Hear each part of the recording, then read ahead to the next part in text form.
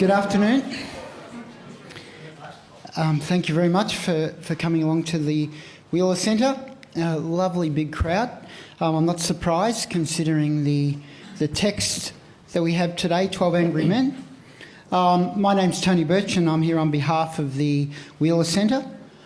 I also work at the University of Melbourne in the writing program, but essentially what I'm here today is be a host and to talk to someone who has vast experience of both theatre and writing to tackle and discuss some of the issues of this remarkable play. And what we'll also be doing today, of course, as we normally do, is making sure that we leave some time toward the end of our session so that you can ask questions of us, ask questions of the text that might be helpful for your study. Our guest today is Chris Mead. Chris Mead is the Literary Director of the Melbourne Theatre Company. Chris has been in the position for only 3 months, having arrived in Melbourne from Sydney, where he has many, many years of experience in the theatre.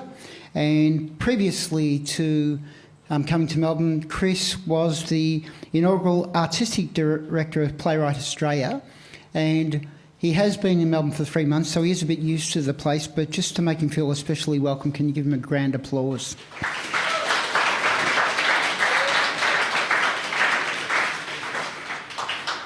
That's not bad. Okay. Now, 12 Angry Men, the text that we're looking at today, it was originally written as a TV drama for television in 1954, and the writer of the text, Reginald Rose, was a returned serviceman of the Second World War, and he devised the idea for the play after serving on jury duty himself. And later on, commenting on that experience of being in a courtroom, he said, "The moment I walked into the courtroom, I found myself facing a strange man whose fate was suddenly more or less in my hands." And clearly we can see that this notion, this burden or the weight of this responsibility was something that he took to the text that he produced. Now, obviously it has strong historical relevance for when and how it was produced and the themes that it develops, but I want to make an important, I suppose, opening claim that this play has absolutely vital contemporary relevance for us today here in Australia, in Melbourne, with regard to notions of justice, morality and prejudice. And I think with regard to prejudice, we want to consider one of the terrible dynamics that we face today.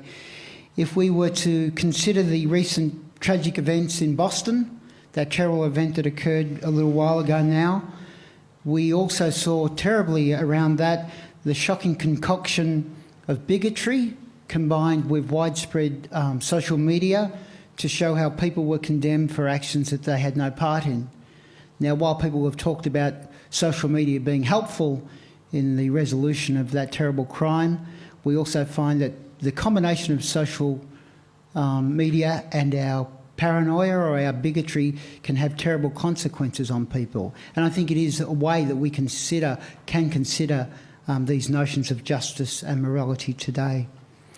I want to begin with, I suppose, in some ways, Chris, possibly a practical question or a question of production. Because the play was originally written for television, can you give us a sense of what was happening at that time around the notion of drama for this new technology of TV? And can you, in a sense, can you identify any aspects of the play that would, in a sense, highlight to us the forum or the status that the stage it was written for? In other words, for a television production rather than a stage production. Well, I suppose if you're a TV executive at the time, you're thinking, what's the right product for our audience? And because, up until television kind of started to destroy the idea of a popular theatre, certainly musical and vaudeville, people felt that there was both a social responsibility but also an entertainment aspect to creating this drama. And on a really, really fundamental level, well, on a highfalutin level, you could say that this play observes the Aristotelian unities, but on a kind of, simple level, it's also really cheap to do one set with, one group of actors, that's it, hardly any entrances and exits. So if you're a TV executive going, hey, let's do cheap stuff, what can we do in one room with one set? But, also also paying homage to the idea of the Aristotelian unities, which are, of course, doing... Aristotle, he wrote a book about 150 years after the great flowering of Athenian drama, and tried to, who's a great thinker, was a philosopher, was thinking really deeply about what makes drama work and what makes drama different to poetry. And so I wrote a very, very slim book, which if you actually do want to write a play, it's worth reading. It's only about 60 pages long, where he said what makes these plays extraordinary and the way that they work is that they're in the same place at the same time. Of course, Shakespeare went on to smash that, but if you think now, can you think of many plays that actually do what this play does, which is just happen in one time, in one place? And certainly if you're a TV executive thinking, awesome, we want more of that, it's cheap. It goes on, of course, to become a play that is staged, and staged quite often, and it became a very successful Hollywood film of the 1950s. Thinking then of staging the play away from a television camera, taking it into a theatre, would that restriction or would that one room, does that work to the advantage of if you're directing it on stage, or how might you want to tease that space out? Are you looking for ways to create more mobility, or would you just stick to the same way it was produced for television? Well, what's fascinating about the way people were writing in the 50s particularly was, if you look at the stage direction in particular, if you think about Tennessee Williams' stage directions, they're very beautifully written. And here there's so much detail in the work itself about what somebody's carrying. Of course, there are all the props, there are the entrances and exits, but there's also that kind of deep analysis that's trying to give you an insight into the character itself.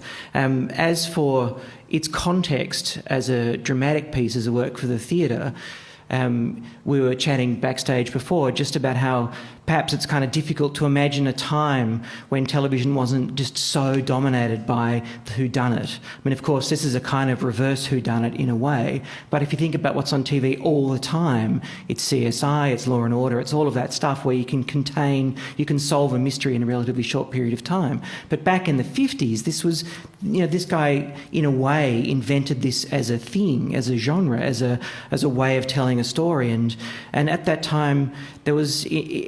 If you know the work of a novelist and short story writer and playwright J.B. Priestley, he described, and in a very, he really crowed about his own work, that he described one of his plays as an ingenious theatrical contrivance, and his most successful plays were in the 40s, and there's this idea that plot is absolutely crucial, and complexity of plot. And you can see that in the intricacy of this work.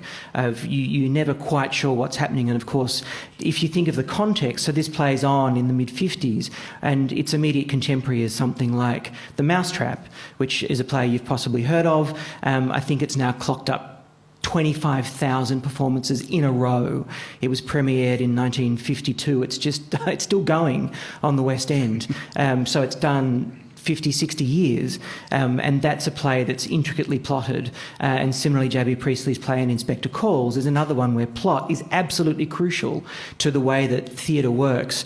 And if you think about the kind of history of theatre, this is quite a departure, but very, of its time, to the extent that if you're thinking about those great Greek plays, it's very much about the lives of kings and queens. And even if you're thinking about Shakespeare, it's still the lives of kings and queens plus a few mechanicals. And up until the 40s, really, theatre was very much in this kind of, at this level, about the lives of rich people. And so this play is something quite different to the extent that it really seeks to look at a cross-section, although without any women. Sorry, ladies, but a cross-section of society where it's trying to undertake an analysis in a kind of class sense, as well as looking at how prejudice works, whether that's class-based or race-based. This is a play that's kind of going at that, and I think these are key concerns of its time, and yet, of course, they remain, as you just pointed out, key concerns now. Just you did say 12 Angry Men, and that is the title of the play. I was doing some research, and there have been all-female productions of this, and the title was changed to 12 Angry People, but 12 Angry Women. Any sense of using the same script, obviously, would the direction or would the tone of a play like this change if we had 12 jurors who were women? more than likely.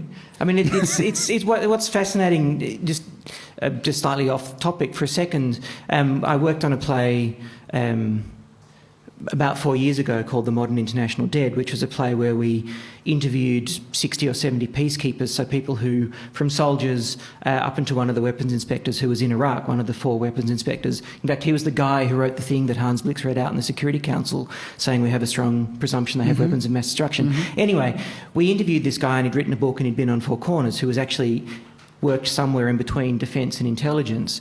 So this is a long anecdote, but I'll get to the point eventually. And so we had recordings of this guy, we had video recordings of this guy, you could see him on TV, you could read his book.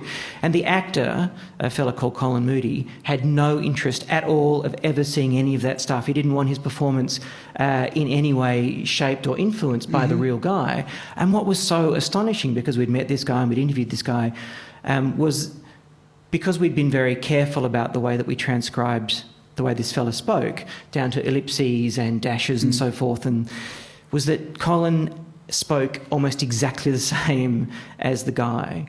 So where obviously there's room for interpretation and there's, there's a hermeneutics of the performance, but in some ways what's on the page is absolutely rock solid your guide, and you can be inventive and deconstruct it all you want, but in many ways what's on that page, they're like railway tracks in a way. Yeah. Okay. Now, I just want to ask, I suppose something central to the play, one of the characters and then the characters as a whole. Now, we begin, of course, with that single dissenting voice, the educated, rational and urbane juror number 8.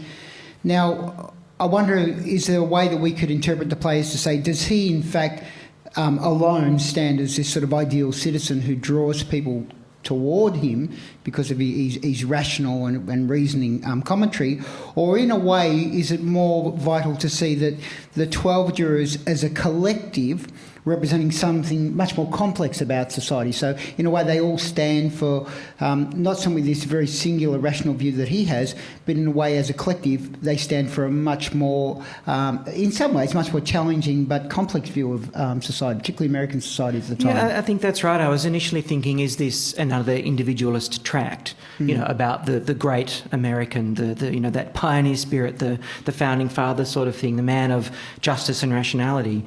But I think you're right. I think it is something a little more subversive and more complicated, to the extent that the play doesn't solve the crime.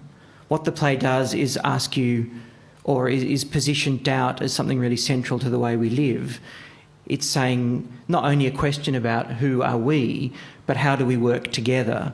And there's no solution, there's no simple answer.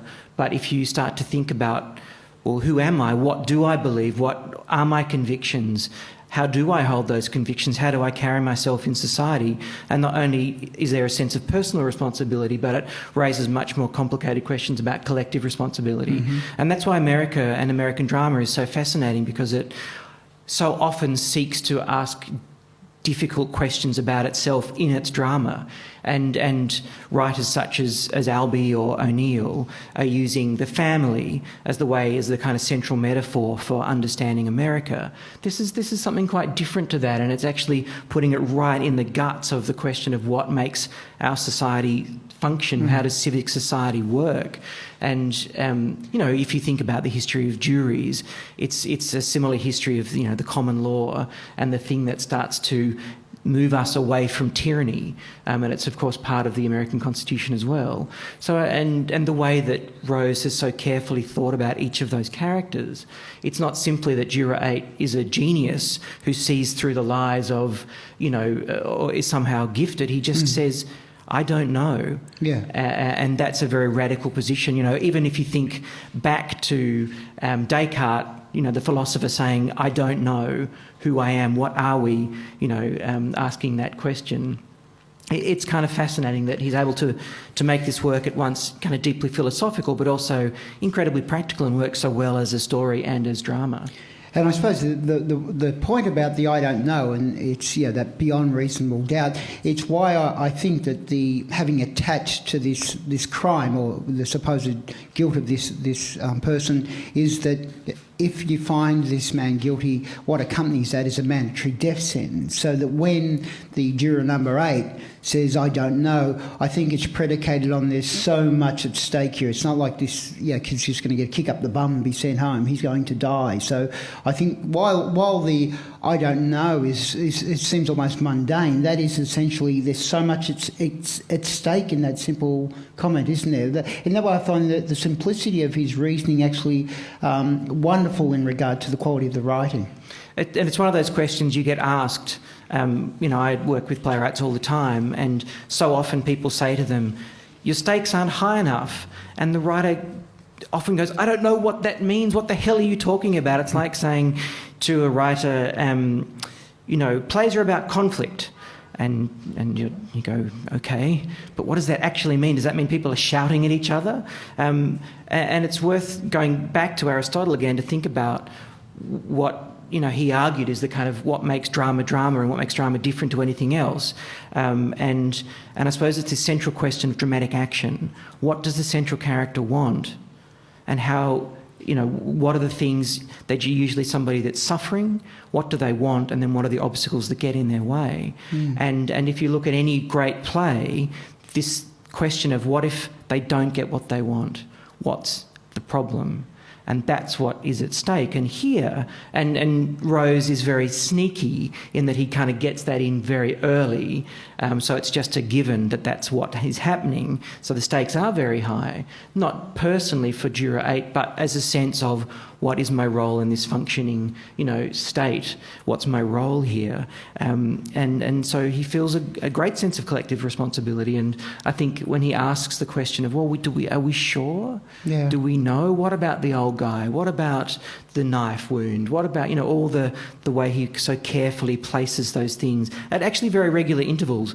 It kind of, if you look at the way he structures the information, it's probably worth looking at how often it happens across the piece, so that initially it comes probably at 5 to 10 page intervals, and then as the piece moves towards Act 1 break and then towards the end, actually they come much, much closer together because there's this sense of him actually controlling the pace, and that's very, very good craft. That's great story control, and this is a very, very crafty writer indeed.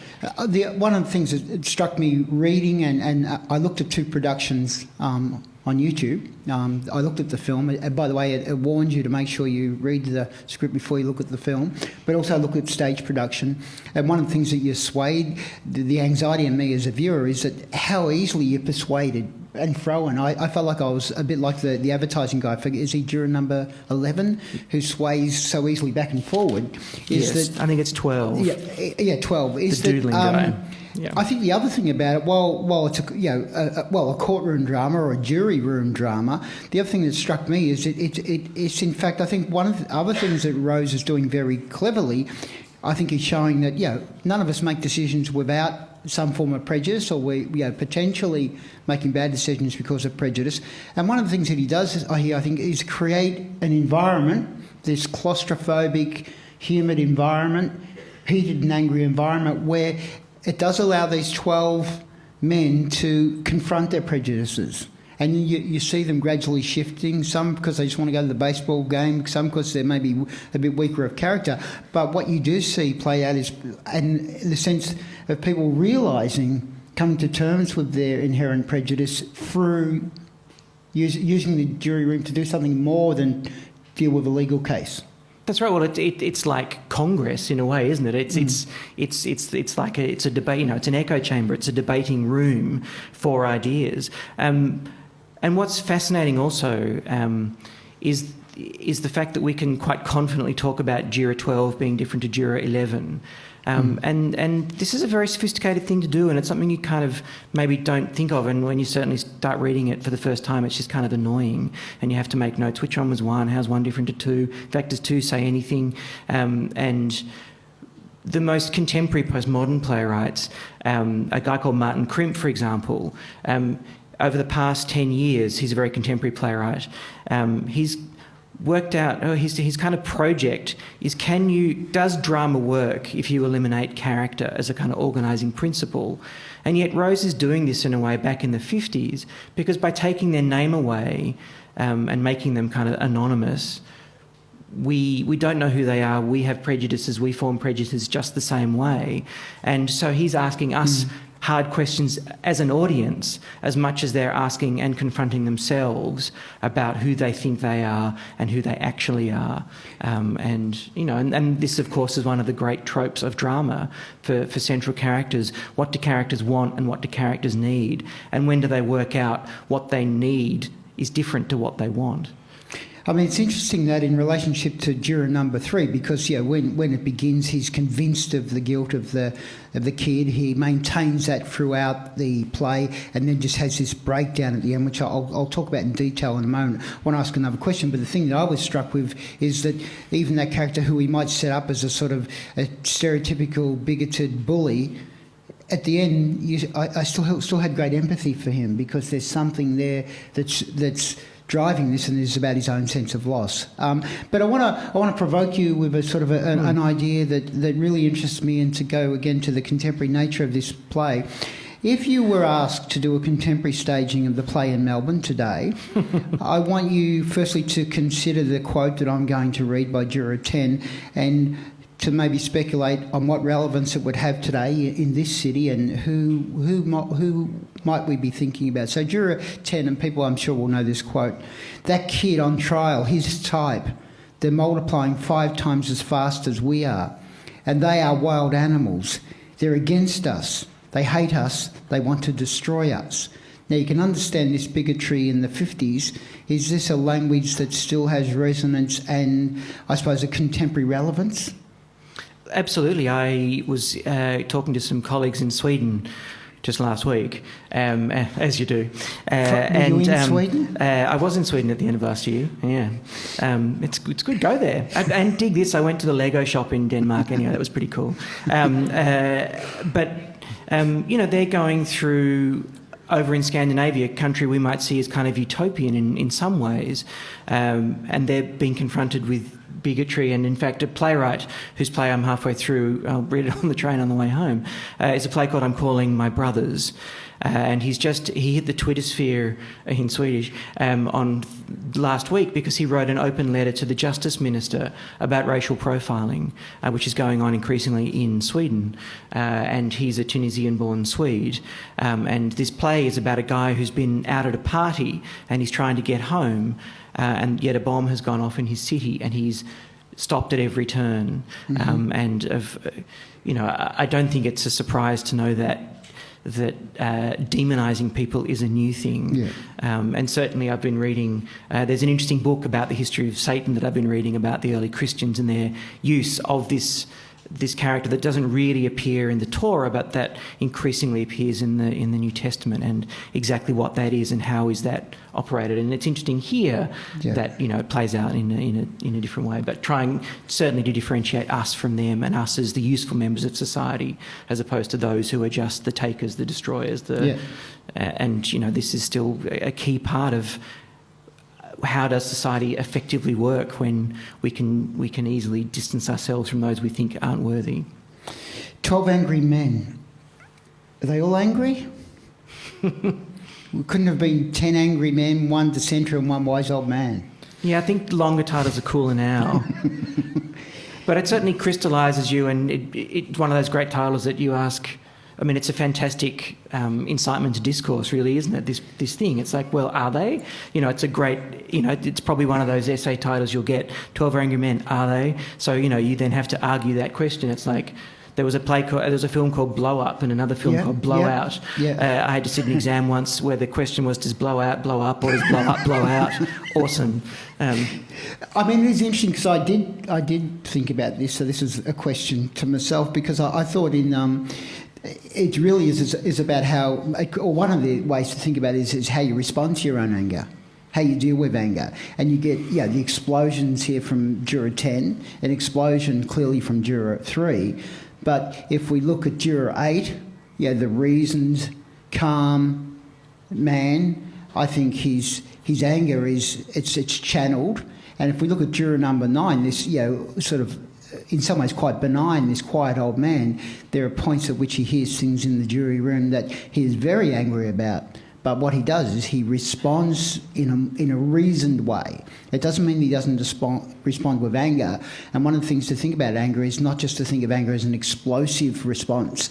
It's how you articulate it. And I think that one of the ways you can think about it in that sense, to play on that notion, is the complexity of anger and how it's dealt with in the play. It seems to me it's also a question of conviction, which is kind of what the play is asking. Why do you believe what you believe? Why do you believe so firmly about what you believe? And when you're challenged, what is your reaction? Is it simply about pride?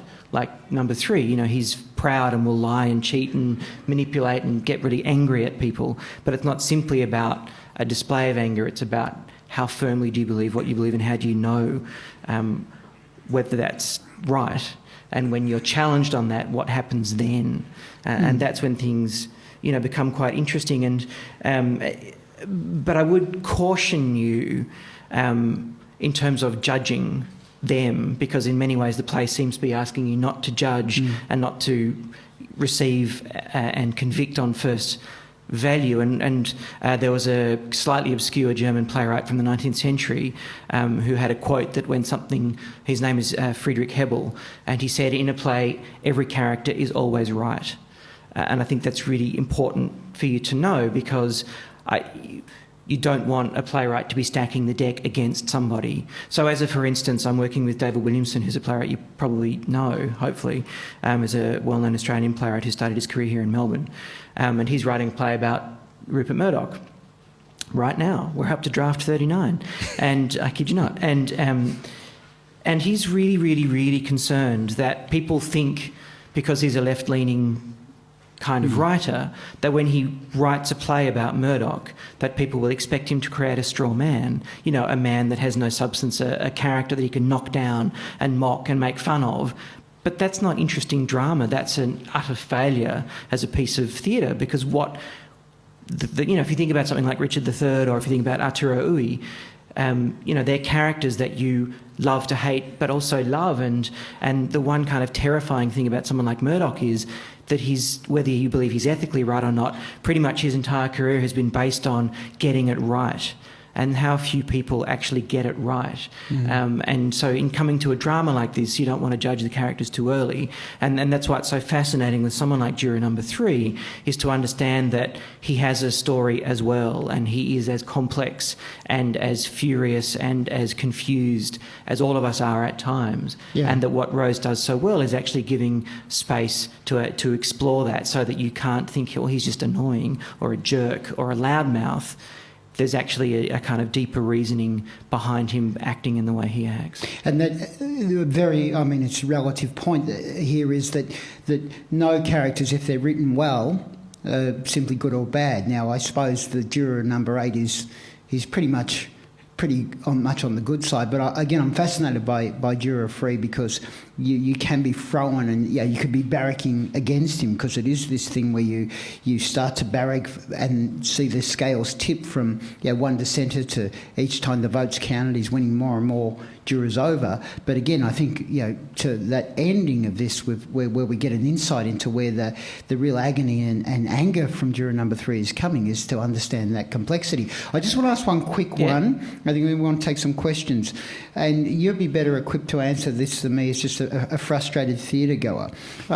You get this last scene, and this is the juror says, I'm going to kill you. He's talking about his son. I'm going to kill you. That's what he said to his own father. I don't care what kind of man that was. It was his father. That goddamn rotten kid, I know him. I know what they're like. What they do to you, how they kill you every day. My God, don't you see it? How come I'm the only one who sees it? Geez, I can feel the knife going in. Then juror 8 says, it's not your boy, he's somebody else, which is, of course, a revelation, revealing that to the audience. Juror 4 says, let him live. And then there's a pause, and third juror says, all right, not guilty. I just wondered, as a short story writer and novelist, I thought it came too quickly or too easily, but how would you deal with that dramatically? What does that? How can you make that long pause in a way carry, or make it believable that realisation of him talking about his son would so suddenly get him to say not guilty? Is that just defeatism? How do you interpret it? Well, I think there's a few things operating at the same time there, and one of them is it's one of the few moments in the play where the audience gets ahead of the play, which is interesting to the extent that we know, as Juror 8 knows, what Juror 3 is saying, which is that he's talking about himself. But Juror 3 doesn't know it yet. And it's, I suppose, when you're working with the actor, when the actor starts to realise, I'm talking about myself. And so it's not simply in that long pause, it's in the way he's going to attack that speech and the fact that he's repeated that similar line a couple of times through the play. So it's as much a playing thing. But I take your point. It does come very quickly. But for most of the play, the audience is like, we're at the same pace. You know, the writer's ahead of us, but we're going with the play. But at that moment, we're suddenly just speeding up a little bit and going, whoa, when will he see what we see? And of course, he does. And Juror 8 helps that transition. And the business that happens there and the touch between the men is quite interesting. We're just stepping back a moment. Another thing that's probably worth mentioning, just about character versus caricature, and thinking about Juror 3, because, you know, Rose is working very hard so that we feel that there's detail for each of those characters, because the temptation here obviously is to go, well, I need somebody who voices this particular idea. I need somebody who voices that class. I need somebody who's an emigre, you know, so that I get a good cross-section of society. And how do I do that? And one of those things is to work out what the difference is, I think, between caricature, archetype, and then character. And obviously in the 50s, with the advent and the kind of popularisation of what became the method, and certainly popularisation of Stanislavski acting technique, which is what all acting technique pretty much is based on now. But what are the clues in this piece where Rose doesn't shortcut the actors or the audience so that you're never thinking, oh, this is so obvious, that's just a one-dimensional you know, representation of a point of view. So they become like a cipher rather than a genuine person, because it seems to me that what he's trying to do is to make this as realistic as possible so that you're in the room with them and you're asking yourself the same sorts of questions. Which one are you? Am I like, you know, and where are my points of resistance? Where might I be broken down? And obviously the most extreme is Juror 3. But what's lovely is he's not persuaded, he persuades himself. And so that monologue, in a way, is a bit like the talking cure. He cures himself, and psychology comes home to roost so nicely in that moment. Okay, thank you. Now, we've got some time for questions, so who's going to put their hand up and ask one? Yep.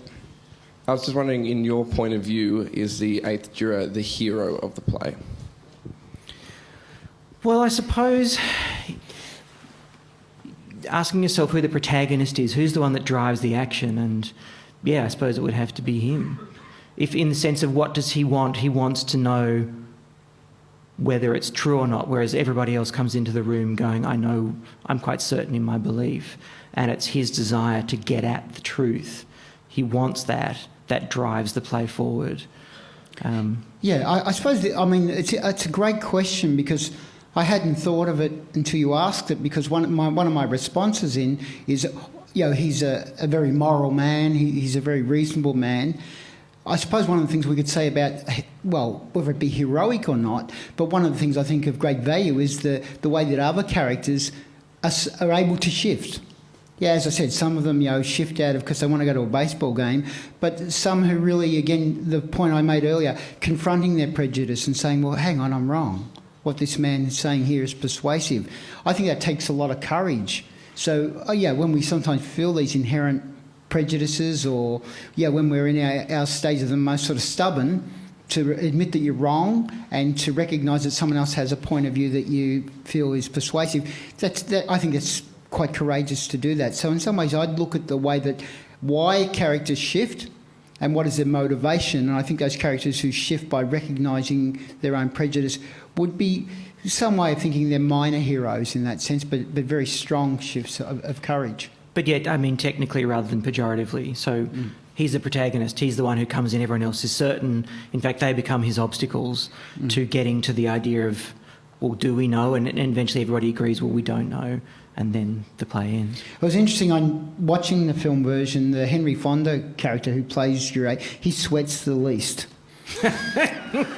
Which is another thing, of course, that's fascinating, is not only is Rose in control of the way the revelations work throughout the course of the piece, and it's interesting if you plot them on a graph to see how they happen across the play, but also, of course, what the heat is doing, and then the storm, and how that, of course, mirrors and reflects through their emotional journey as well. So a little touch of some secret Tennessee Williams in there in terms of a kind of psychodrama backdrop. Hot, it's sweaty. Which juror do you think represents the greatest danger to the jury system? Which represents the greatest danger? Yeah. Oh wow. I have to look at my notes. While you're looking at them, my sense would be, and I'm trying to count them, but I think when you think of, and someone will yell out the number, who's the number of the juror who starts with that flippant sort of, I want to get out of here. Who's got the baseball tickets? What's he, 6? 7.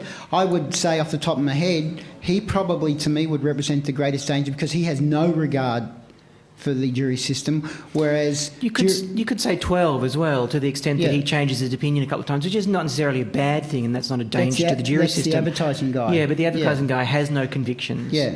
And so that's possibly the worst, the greatest danger. He doesn't believe in anything.